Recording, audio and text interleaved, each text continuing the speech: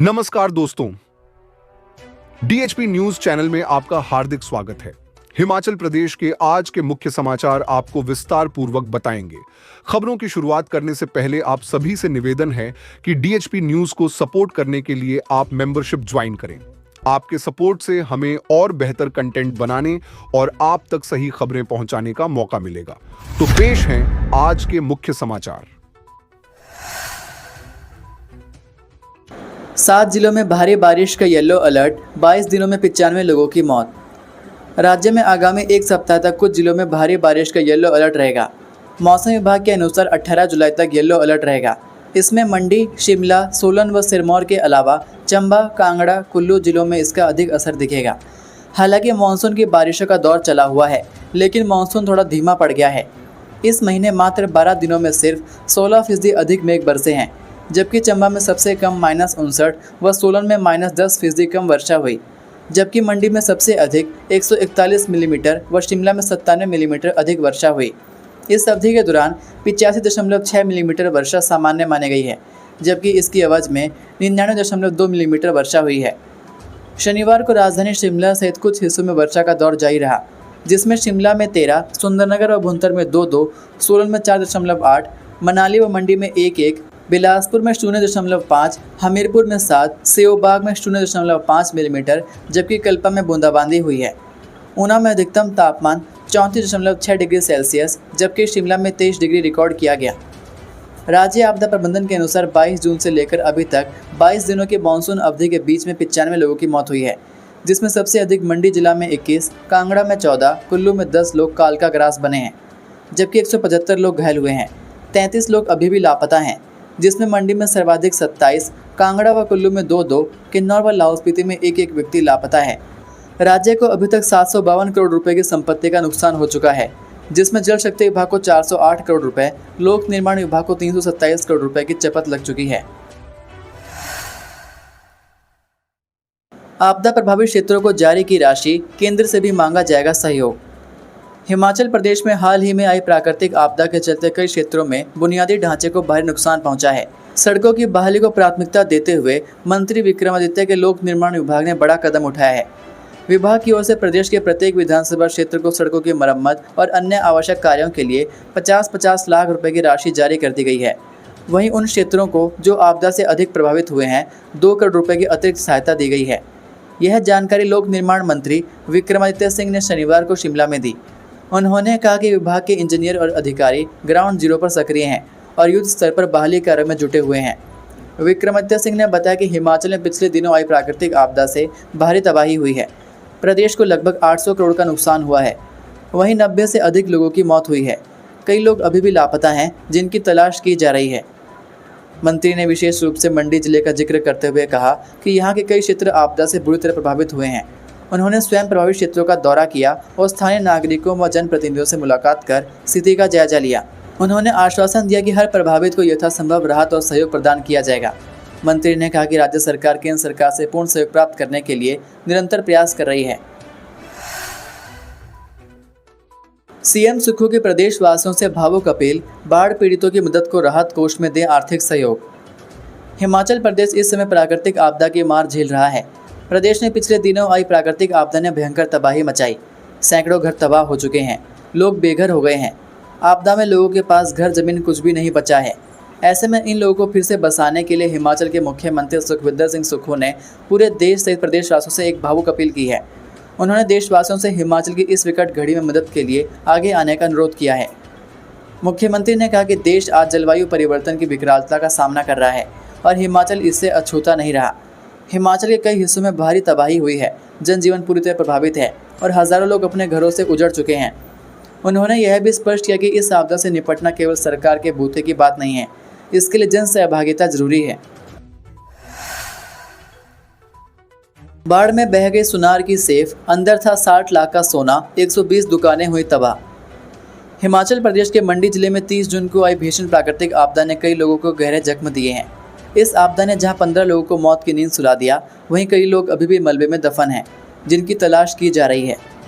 30 जून को मंडी जिला के सराज, करसोग और थुनाग में बादल फटने से भारी नुकसान हुआ था। सराज घाटी स्थित थुनाग बाजार में तो भारी नुकसान हुआ था। देजी खट का बहाव बदलने और आसपास के 3 खतरनाक नालों तांदी, घुमराला और खमरार के उफान पर आने से पूरा बाजार मलबे और पानी में डूब गया। तबाही का आलम यह रहा कि बाजार की 120 से अधिक दुकानें पूरी तरह से बर्बाद हो गई या फिर गाद में समा गई।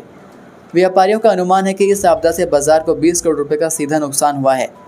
इस आपदा में सबसे बड़ा झटका थुना के एक स्थानीय सुनार को लगा। सुनार के अनुसार बाढ़ उसकी दुकान में रखी सेफ को ही बहा ले गई। इस सेफ में करीब 60 लाख का सोना रखा हुआ था। अब यह सारा सोना मलबे में दफन हो गया है। दुकानदार गोलू ने बताया कि अब ना दुकान बची है, ना सामान और ना ही आगे बढ़ने की कोई उम्मीद। इसी बाजार में स्थित हिमाचल प्रदेश राज्य सहकारी बैंक की शाखा भी बुरी तरह प्रभावित हुई। बाढ़ के कारण बैंक के अंदर गाद भर गई है और शटर टूट चुका है। बैंक की सेफ में रखे लगभग 39 लाख रुपए भी मलबे में दफन हो गए हैं। वहीं बैंक में लोन से संबंधित फाइलें भी पूरी तरह से बर्बाद हो गई हैं। सुक्खू सरकार का व्यवस्था परिवर्तन, 100 से कम ओपीडी वाली आयुर्वेदिक डिस्पेंसरियां होंगी बंद।